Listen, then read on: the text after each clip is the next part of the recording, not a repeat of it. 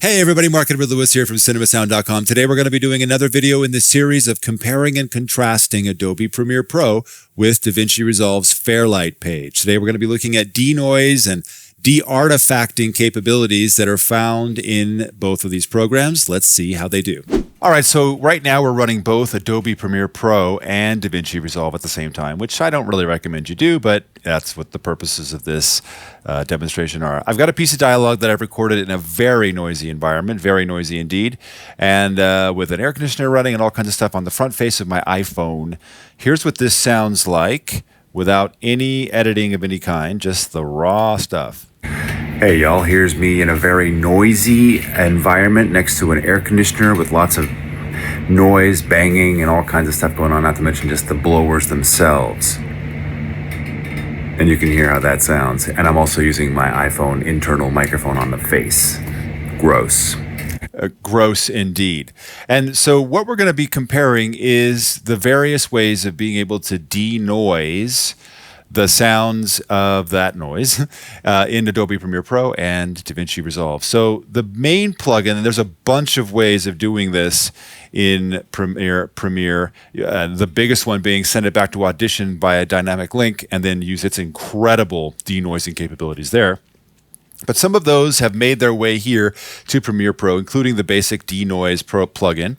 It's pretty easy to navigate. It's got basically three controls: gain, the amount of denoising, and what frequencies you're wanting to look for.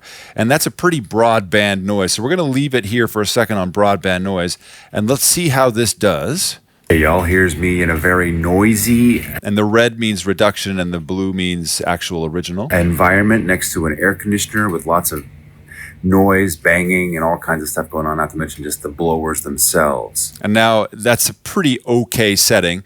And if we run it all the way up, and you can hear how that sounds. And I'm also using my iPhone internal microphone. Obviously, it gets kind of chirpy, but it gets rid of the noise, right, if you wanted to.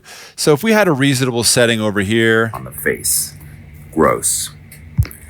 Hey, y'all, here's me in a very noisy. We could do that. But one of the great things about this and the Premiere Pro architecture is that we can select certain frequencies that we wanted to affect and then add another denoise plugin. These are very processor not intensive, and choose another frequency range so that they're working independently of each other. And I know there's not a lot of high frequency noise here. It's mainly low and mid. So let's see what happens now. The environment next to an air conditioner with lots of noise, banging, and all kinds of stuff going on, not to mention just the blowers themselves. And you can hear how that sounds. And I'm also using my iPhone internal microphone on the face. Gross. Hey y'all, here's me in a very noisy environment next to an air conditioner with lots of noise, banging, and all kinds of stuff going on, not to mention just... So that actually is pretty successful. It's a little chirpy, but we always have a coefficient between all the noise and all of the artifacts. So you can't have no noise and no artifacts. You can't have you can't have all the noise and all the artifacts. Well, you know what I mean. So somewhere in there, we have to find a coefficient, and being able to have multiple denoisers at the same time on different frequency parameter are really, really great. Let's take a look at what we can do in Davinci Resolve. Here, I'll open this up. We'll turn this on. It's a very, very different way of doing denoising. As you can see, you have the ability to do auto speech mode, which is kind of more or less indistinguishable from doing the learn and manual as far as I've been able to find out. You got a threshold for where it's going to start working, how fast before it starts working, what's its sensitivity ratio. And then, of course, one of the things that's really good about it is it's got ability to take away some of that chirpiness that would otherwise be there, and then your dry, wet output. We'll bring this up a little bit. Let's see what happens. I've been fooling around with this for a little bit. We'll turn this smoothing on. Hey, y'all, here's me in a very noisy environment next to an air conditioner with lots of noise, banging. Let's turn off the smoothing just so we can hear what that sounds like. Hey, y'all, here's me in a very noisy environment next to an air conditioner with lots of noise, banging, and all kinds of stuff. So the smoothing definitely helps, but it still sounds very chirpy, processed, I think. Let's mess with the ratio for just a second. Hey y'all, here's me in a very noisy environment next to an air conditioner with lots of noise, banging, and all kinds of stuff going on, not to mention just the blowers themselves. Which obviously probably should be kept down. Let's try sensitivity. Hey y'all, here's me in a very noisy environment next to an air conditioner with lots of noise, banging, and all kinds of stuff going on, not to mention just the blowers themselves. And you can hear how that sounds. And I'm also using my iPhone internal microphone on the...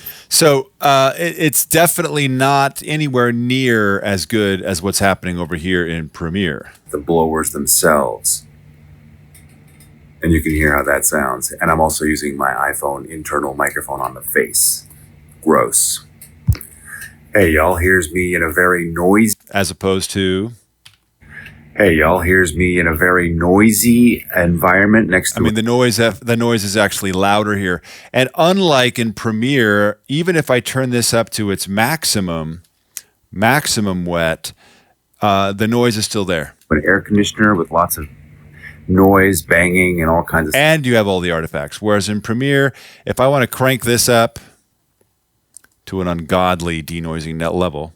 See environment next to an air conditioner with lots of noise, banging, and all kinds of stuff going on. I've got the artifacts, obviously, but there is absolutely no noise there. So to me, without question, the Adobe Premiere platform wins out for denoising. So as you can see, it's so easy, so simple to do denoising with a much, much better result in Premiere Pro. I mean, Premiere Pro just kills Davinci Resolve in terms of being able to cure artifacts, noise, and these kinds of things so simply. Not to mention, and we didn't do this, that you can bring your files into Adobe Audition and look at them on the spectrogram and then actually draw out bird chirps and things like this. And in the Cinema Sound Education, I show you how to do all of that, as well as in Adobe Audition 1, 2, 3. So, and definitely come visit us at cinemasound.com, where we have all kinds of articles, hundreds of them, to give you detailed explanations as to how to get that powerful Hollywood $1 million audio immersion to your audience.